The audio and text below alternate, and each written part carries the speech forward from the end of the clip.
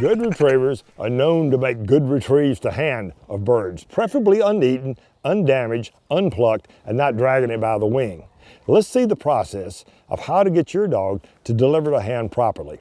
First, the early introductions with pups need to be in an enclosed, secured area so he doesn't have the opportunity to grab the bird and run off with it and play. We want to have a barrier like this fence line. We place the bird out and expect patience out of the puppy before we send for the retrieve. Make yourself small, welcoming, and make a lot of noise. Encourage the pup to bring the bird back. And don't expect the dog to sit and hand you the bird. That comes later with hole conditioning. Just take the bird and make sure you've got a good grasp of the bird and get it delivered to hand. Once we get into the basic gun dog program, we're going to take our dog through hole conditioning the positive way, and then follow up with feather lace bumpers. Once the dog is retrieving enthusiastically, we can start introducing the occasional bird in our training. But what type of bird? Let's take a look.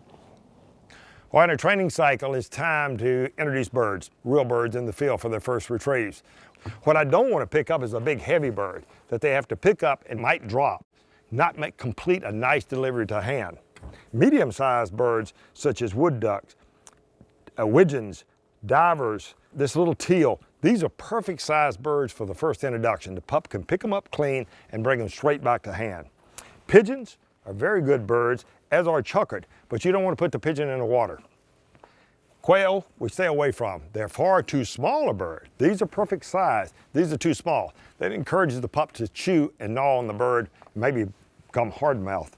And of course, a big old pheasant, far too large, as in the case of the mallard. So we want to pick the right size bird for success.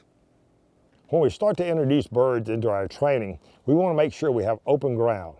We don't want to put our bird out into small thickets or grass fields where the bird can get tangled and the pup has to pull and jerk on it. We want to straight out, straight back, and a nice, clean delivery to hand. I'll also notice we're using this edge of the water as a psychological barrier to keep the dog straight and in line, much like we did on the fence. When introducing birds to training, it's all about not putting in a problem that you have to take out later.